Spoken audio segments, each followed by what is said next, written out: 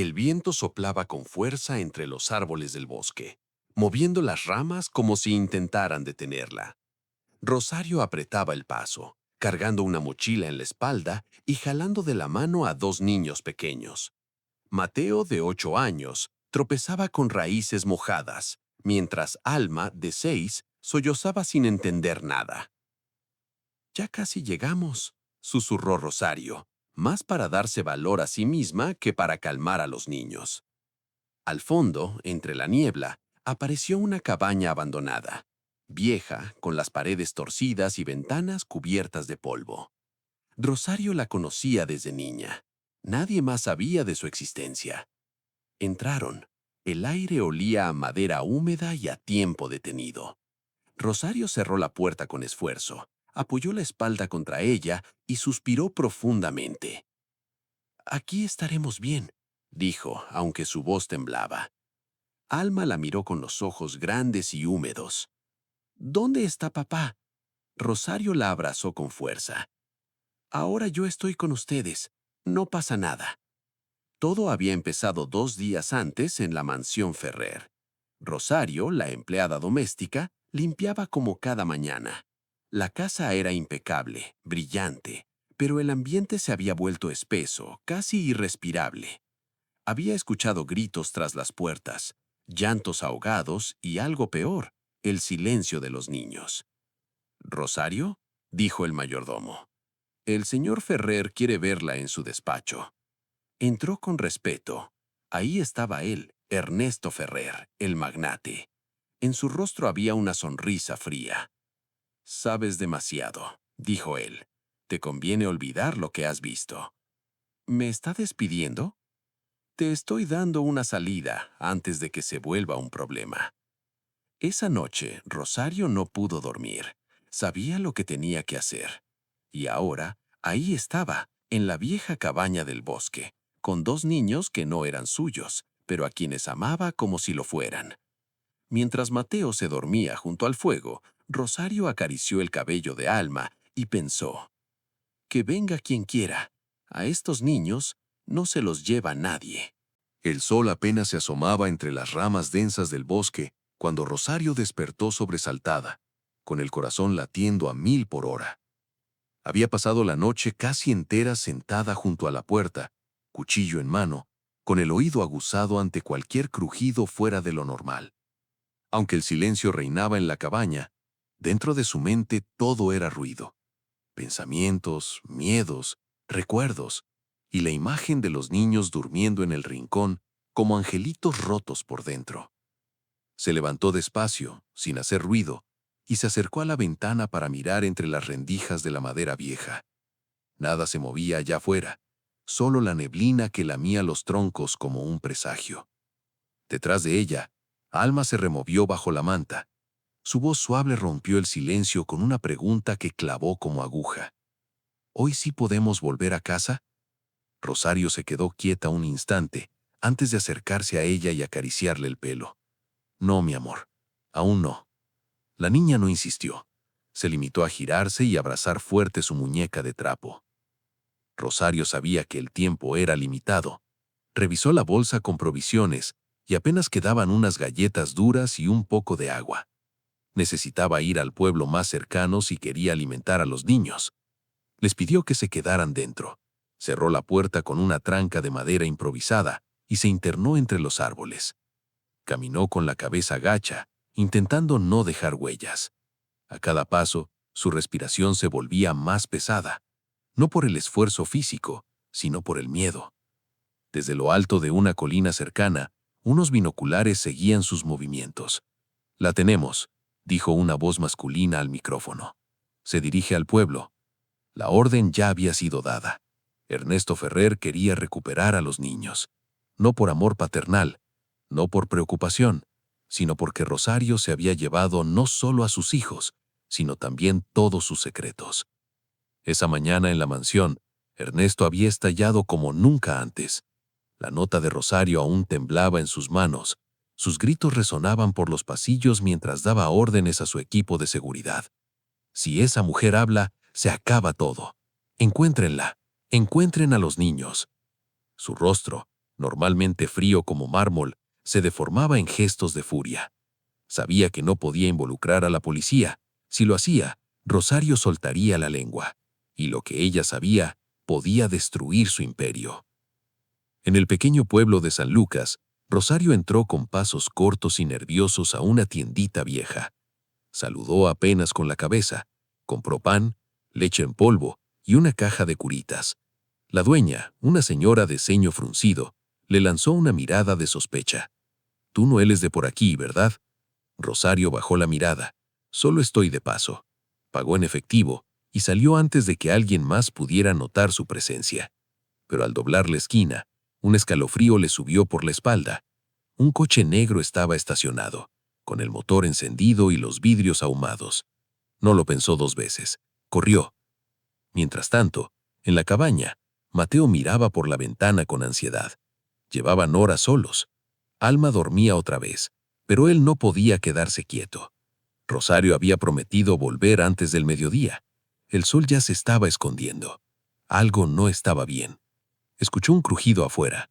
Se quedó congelado. Otro ruido. Pasos. No eran de Rosario. Eran más pesados, más seguros. Se acercaban a la puerta. Mateo dio un paso atrás. Alma se despertó sobresaltada, justo cuando la sombra de un hombre se proyectó contra la madera. Rosario llegó jadeando, con las manos raspadas y las rodillas llenas de barro. Había corrido sin parar por al menos 20 minutos, atravesando arbustos, cruzando el riachuelo con el agua hasta la cintura, sintiendo cómo el miedo la empujaba más rápido que sus propias piernas. Cuando por fin alcanzó la cabaña, algo dentro de ella se quebró. La puerta estaba entreabierta, el silencio era total, el aire más pesado. Empujó la madera con fuerza, llamando a los niños. No hubo respuesta. Sobre la mesa había una hoja rota escrita con marcador negro. Rosario la leyó con las manos temblorosas. «Si los quieres de vuelta, sabes qué hacer». En ese instante cayó de rodillas. No gritó, no lloró. Solo cerró los ojos, apretó los puños contra el suelo de madera y dejó que el silencio del bosque la envolviera. Y así, en medio de esa cabaña en ruinas, Rosario entendió que no se trataba solo de proteger a dos niños. Se trataba de desenterrar una verdad que llevaba años oculta y que estaba a punto de costarle todo. La nota aún estaba entre sus dedos, arrugada, húmeda por el sudor y la desesperación. Rosario se quedó de rodillas unos minutos más, sin moverse, con la mente suspendida en un vacío que dolía. El aire en la cabaña se volvió más denso, como si el bosque mismo la estuviera observando. Pero luego, muy lentamente, sus dedos soltaron el papel, y en sus ojos, algo cambió. Se levantó, no con pánico, sino con rabia. La habían subestimado. Pensaron que podían arrebatarle a los niños como si fueran objetos olvidados. Pensaron que ella se quebraría, pero no sabían de qué estaba hecha Rosario. Había sobrevivido a una infancia de golpes, a una juventud de hambre, a décadas de invisibilidad en casas ajenas. No iba a detenerse ahora. Se dirigió a un rincón polvoriento de la cabaña y levantó una de las tablas del suelo. Debajo, escondido dentro de una caja metálica oxidada, aún estaba allí, un viejo cuaderno de su padre. Contenía anotaciones, dibujos, rutas del bosque, pero también algo más. En las últimas páginas, Rosario había ido escribiendo todo lo que había presenciado en la mansión Ferrer durante los últimos meses. Fechas, nombres, detalles, todo. Lo había hecho por si algún día le pasaba algo. Nunca pensó que lo necesitaría así. Sacó el cuaderno, lo envolvió en una tela y lo guardó en su mochila. Luego, con manos firmes, recogió lo poco que quedaba de comida, un encendedor y una linterna. La cabaña ya no era segura. Si habían podido llegar hasta allí una vez, podrían volver. Debía moverse, debía pensar como ellos, y para eso tenía que dejar de huir y empezar a adelantarse. A varios kilómetros de allí, los niños estaban en una habitación iluminada artificialmente. Mateo tenía los brazos cruzados y Alma lloraba bajito, sentada en una silla demasiado grande para ella. Frente a ellos, un hombre alto, con chaqueta de cuero y barba de 3 días, los observaba desde una esquina sin decir palabra. Otro, más joven, hablaba por teléfono en voz baja. ¿Y si lloran más?, preguntó el joven, molesto. No fueron contratados para eso. No los lastimes, ordenó el mayor. El jefe fue claro, los quiere sanos y salvos. Solo necesitamos que ella venga. ¿Y si no lo hace? El mayor se giró lentamente, con una sonrisa torcida. Vendrá. Rosario es una de esas mujeres que no abandonan. Mateo, desde su silla, escuchaba en silencio. Su cara seria ocultaba algo más profundo. Estaba memorizando cada palabra, cada rostro, cada detalle, como Rosario le había enseñado. Cuando tengas miedo, observa. Aprender a mirar puede salvarte. Esa noche Rosario no fue al pueblo.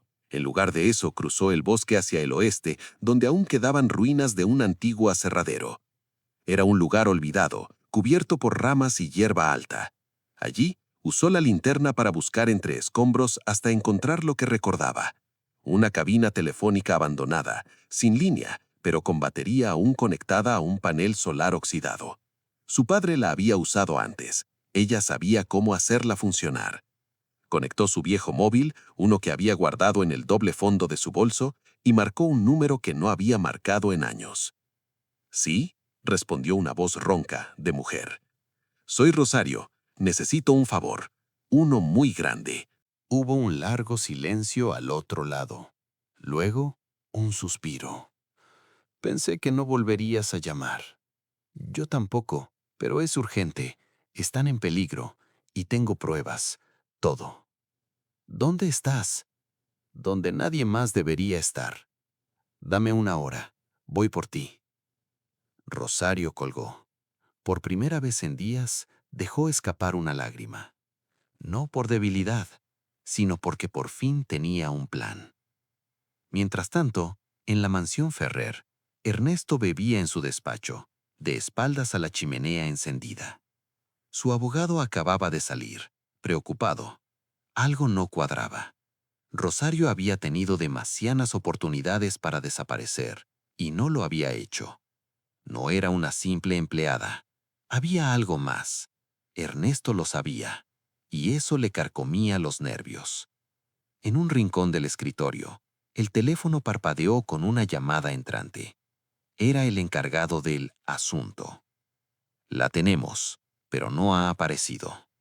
¿Nada? ¿Ninguna señal? No, pero hay algo raro. Un niño nos observa todo el tiempo. Nos mira como si supiera lo que va a pasar. Ernesto apretó los dientes. No subestimen a nadie, mucho menos a ella. Manténganlos encerrados. Yo mismo me encargaré.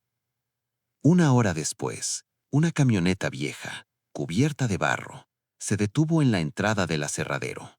Rosario salió de entre los árboles y subió sin decir palabra. Al volante estaba Clara, una mujer de unos 50 años, con ojos duros y piel curtida por el sol. No creí que me necesitaras para algo así. Yo tampoco, pero confío en ti. Clara asintió y arrancó el motor. Entonces dime, ¿quién te los quitó? Rosario la miró, con el rostro endurecido por el dolor. El mismo que siempre ha usado su dinero para callar a todos. Pero esta vez, no me voy a callar. La camioneta se perdió entre los árboles, mientras la noche caía como un telón espeso sobre el bosque.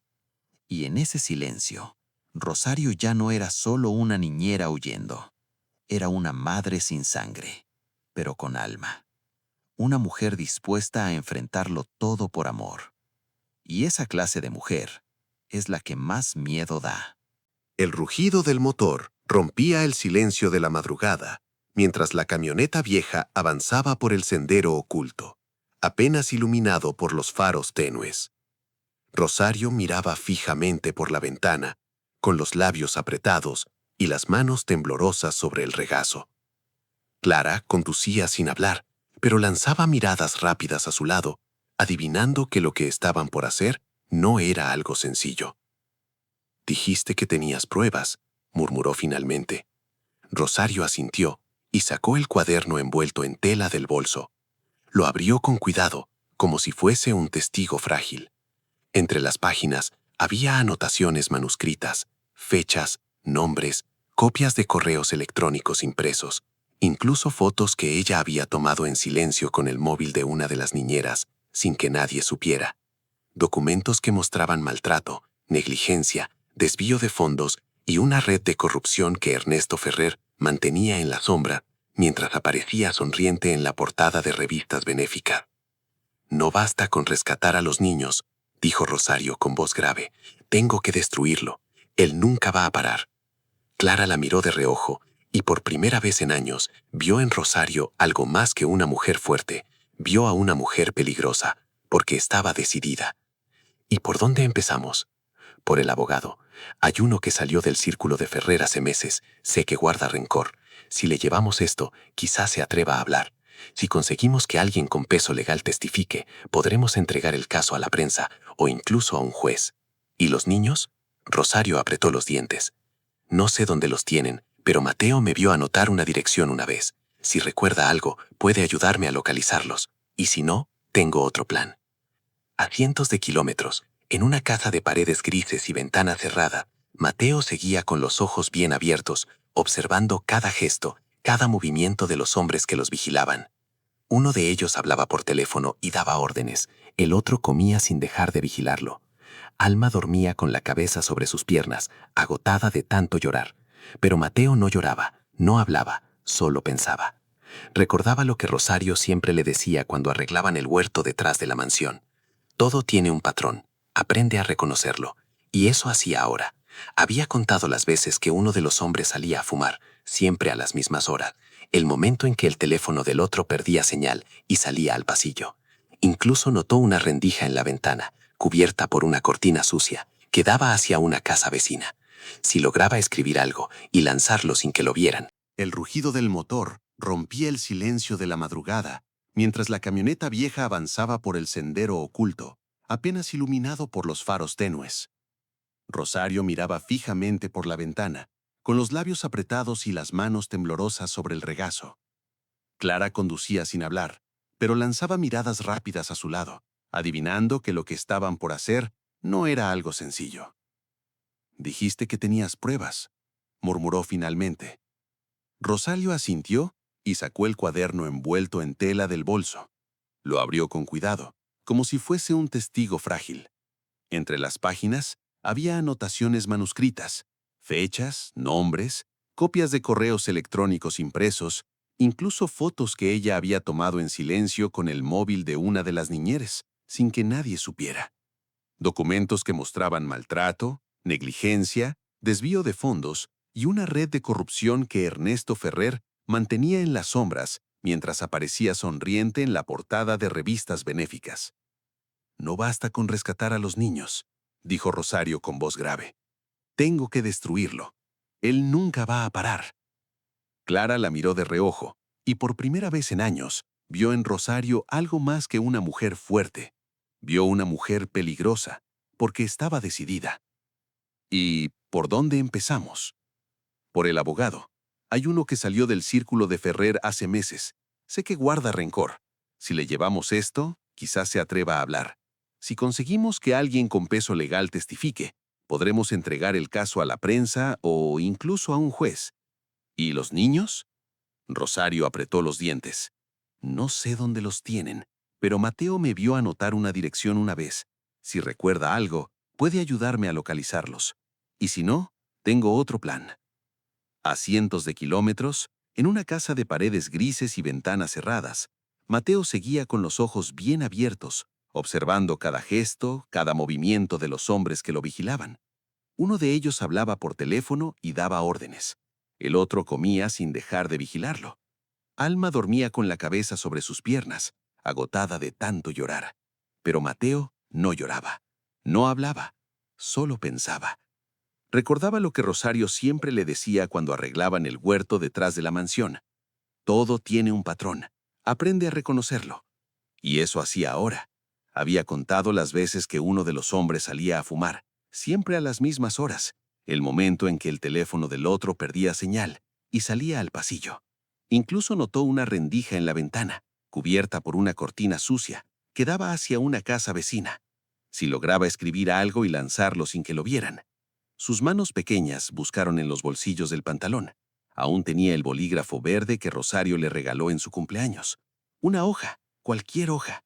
Rasgó un pedazo del interior de una caja de cereales. Escribió lo más claro que pudo, con letra temblorosa. Somos 2 niños secuestrados. Rosario Martínez es nuestra niñera. Díganle que estamos en la casa gris, cerca del campo de fútbol abandonado. ¡Ayuda! Esperó, esperó, y cuando el más joven salió a contestar otra llamada, se acercó a la rendija, contuvo el aire y empujó el papel. Voló como una hoja de otoño y desapareció entre las sombras. En otra parte de la ciudad, Rosario y Clara se reunían con el abogado. Era un hombre delgado, nervioso, con ojeras profundas. Al principio no quería abrir la puerta, pero cuando escuchó el nombre de Ernesto Ferrer, sus manos empezaron a sudar. Rosario le mostró las pruebas, una por una. Al principio dudó, pero luego vio un nombre en la libreta, uno que conocía bien. Este hombre era contador del Grupo Ferrer. Murió en un accidente hace 3 meses. No fue accidente, dijo Rosario. El abogado se quedó en silencio. Finalmente, respiró hondo. Tengo amigos.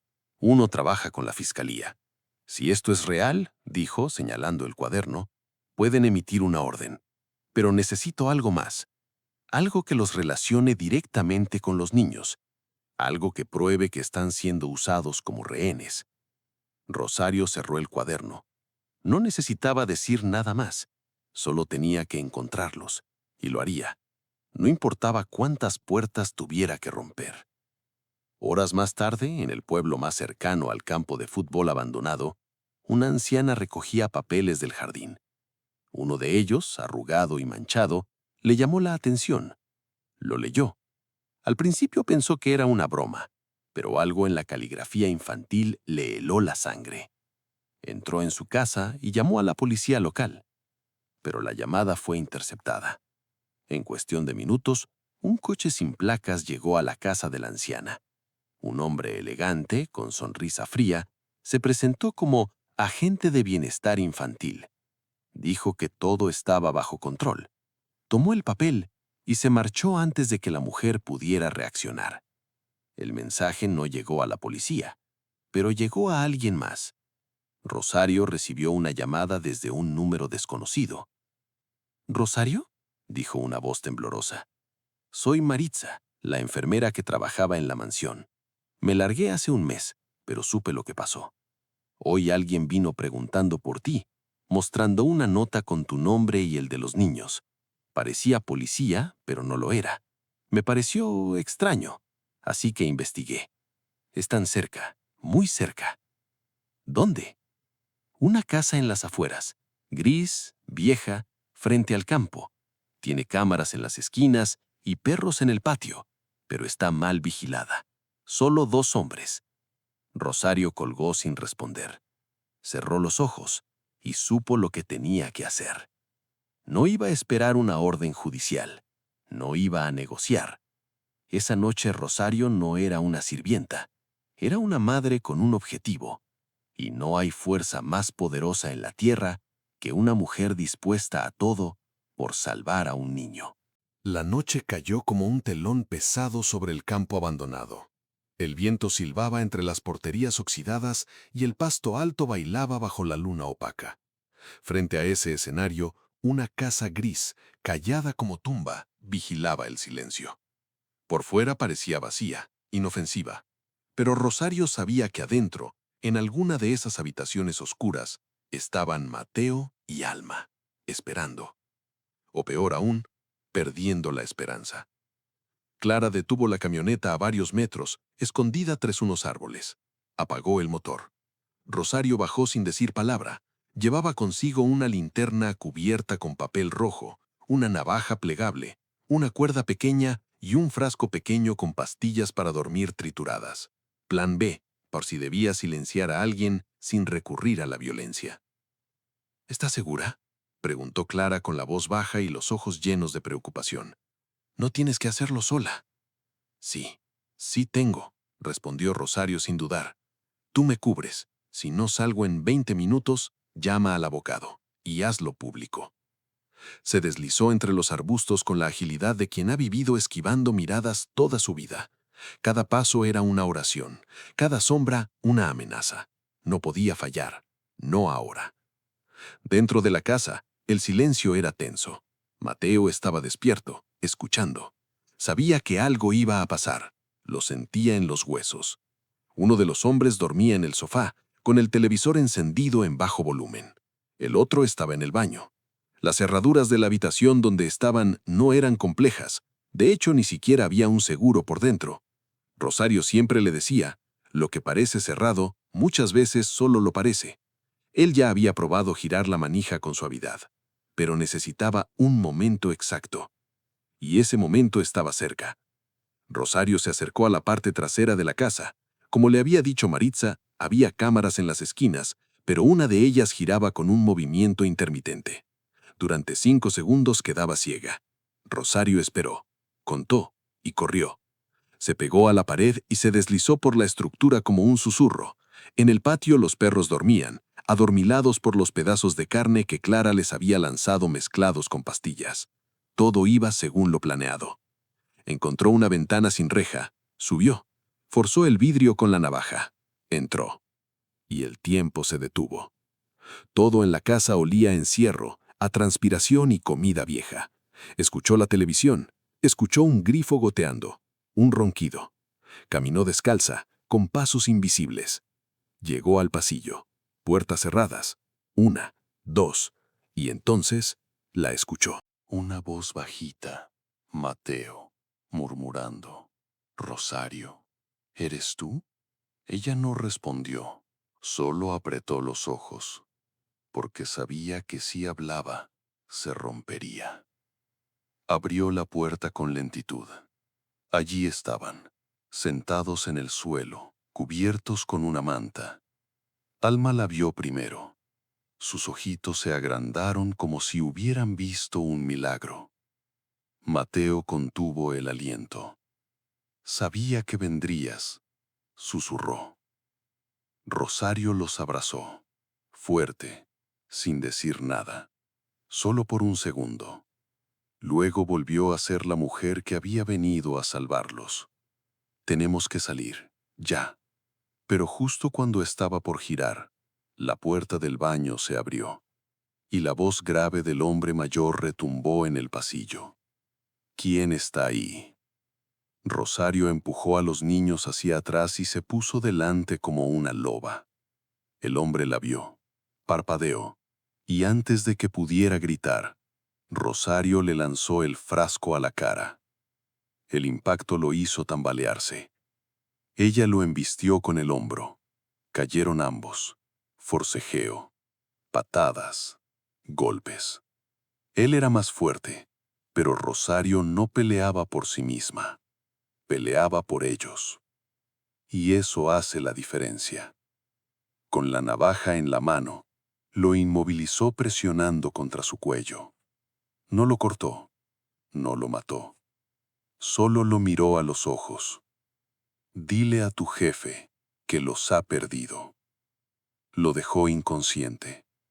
Tomó la cuerda, ató sus manos, corrió a la habitación. ¡Vamos! Mateo y Alma corrieron tras ella. Salieron por la ventana. Rosario los empujó primero. Luego saltó.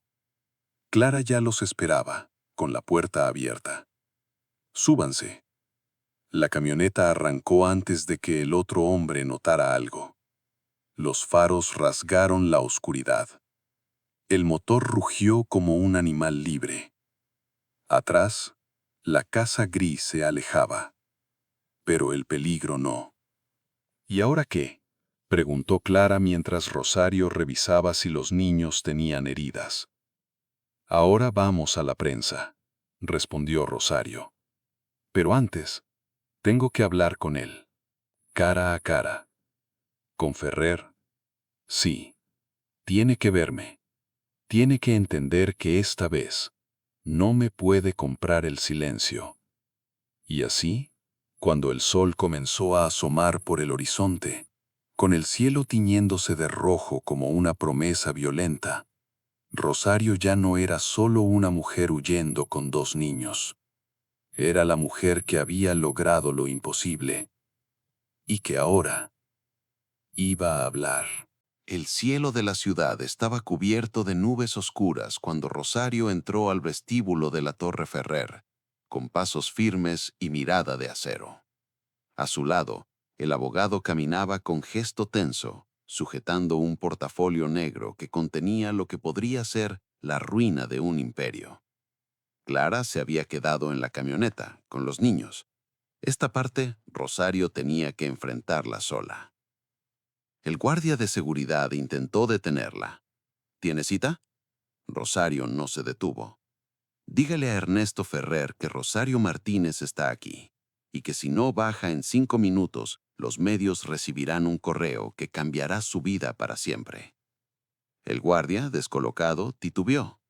El abogado se acercó y le mostró una tarjeta con el sello del Colegio de Abogados. La seguridad dudó. Luego marcó un número. 1 minuto después, el ascensor se abrió.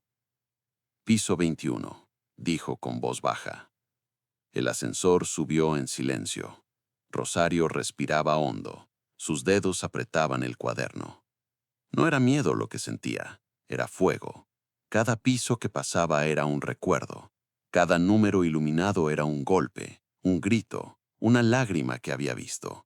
Y ahora estaba lista para devolverlos uno por uno. La oficina de Ernesto Ferrer estaba igual que siempre. Cristales pulidos, cuadros de artistas muertos, una vista que dominaba la ciudad. Pero cuando Rosario entró, el ambiente cambió. Ernesto se puso de pie lentamente como un actor que reconoce a su némesis. «Vaya, la sirvienta se me reveló». «No soy tu sirvienta», dijo Rosario con calma helada. «Y tú ya no estás por encima de nadie». «¿Qué quieres?» «Nada tuyo. Solo vine a darte una oportunidad». Ernesto sonrió con soberbia. «¿Una oportunidad? ¿De qué? ¿De suplicarte que no destruyas mi nombre?» «No, de hacer lo correcto, por una vez». El abogado dejó el portafolio sobre la mesa. Lo abrió. Documentos, fotos, fechas. Ernesto los miró sin inmutarse. «Esto no prueba nada». «Prueba todo», dijo Rosario. «Y no está solo en mis manos. Si algo me pasa, hay 5 copias en manos de periodistas, jueces y activistas. Si me tocas, te entierran». Ernesto caminó hasta la ventana. Miró hacia la ciudad como si buscara una salida entre los rascacielos. «¿Qué quieres realmente? ¿Dinero? ¿Una casa? ¿Una vida cómoda?» Rosario avanzó un paso. Su voz era baja, pero cada palabra cortaba como vidrio. «Yo quiero que tus hijos crezcan libres de tu sombra. Quiero que el mundo sepa quién eres. Quiero que nunca más puedas esconderte detrás de tus trajes, tus donaciones falsas y tus campañas de imagen. Y quiero que me mires a los ojos cuando te diga esto. No me quebraste. Lo intentaste, pero no pudiste». Ernesto se giró. Por primera vez, sus ojos no brillaban de seguridad. Había algo en ellos que Rosario nunca había visto. Vacío. ¿Dónde están?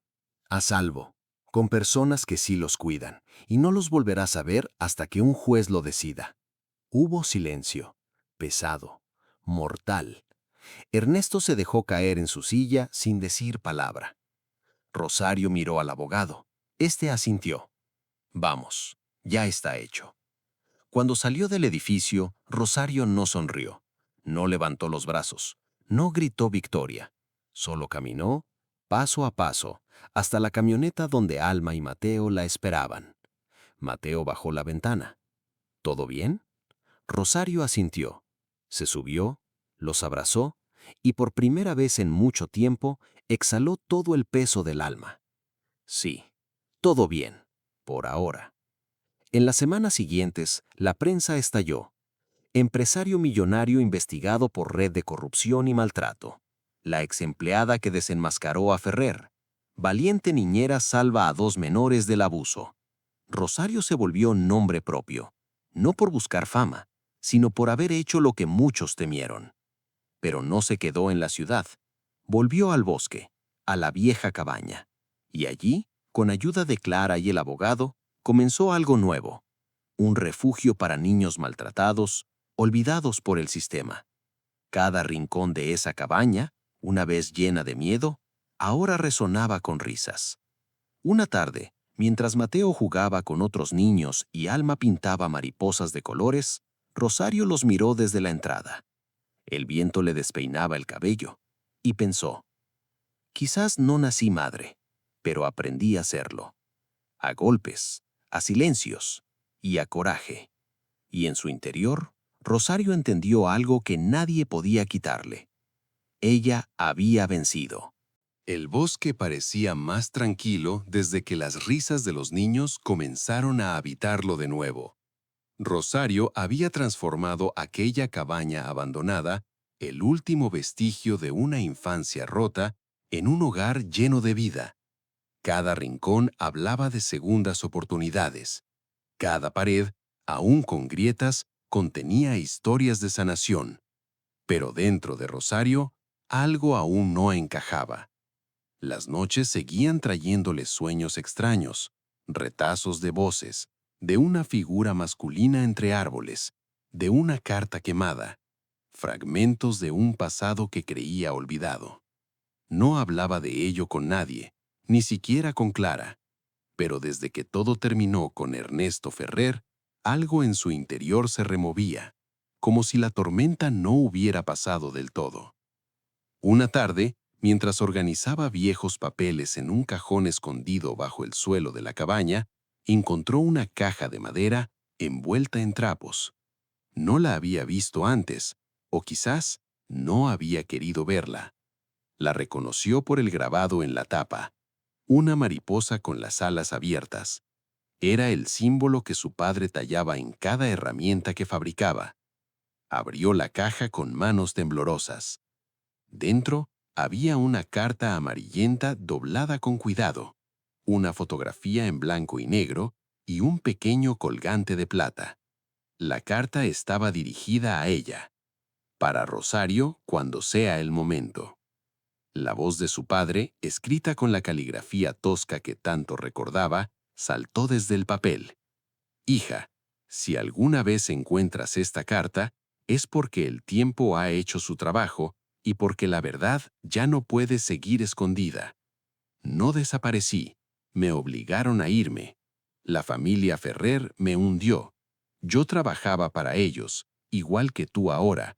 Fui testigo de cosas que nunca debí ver. Firmé documentos que luego desaparecieron. Vi a gente poderosa hacer daño sin castigo. Intenté hablar, pero nadie me escuchó. Así que huí, no por cobardía, por protegerte a ti. Si estás leyendo esto, significa que has llegado donde yo no pude. Perdóname por no estar, pero ahora es tu turno de cerrar lo que yo dejé abierto. Rosario sintió cómo el mundo se le deshacía bajo los pies. La foto, en blanco y negro, mostraba a su padre junto a un hombre más joven, Ernesto Ferrer. Mucho más joven, casi un niño. Y en el reverso de la foto, una inscripción. Todo lo que comienza en la oscuridad, regresa con la luz. Rosario cayó sentada en el suelo de tierra. El colgante de plata brillaba entre sus dedos. Era igual al que siempre había querido tener de niña, pero que nunca apareció tras la última desaparición de su padre. La sangre le hervía. Todo encajaba. Su historia con los Ferrer no era casualidad. Era herencia. Era repetición. Su padre había intentado enfrentarlos y desapareció. Ella había hecho lo mismo, pero sobrevivió. No era solo una trabajadora. Era la hija del primer hombre que se atrevió a alzar la voz contra el clan Ferrer.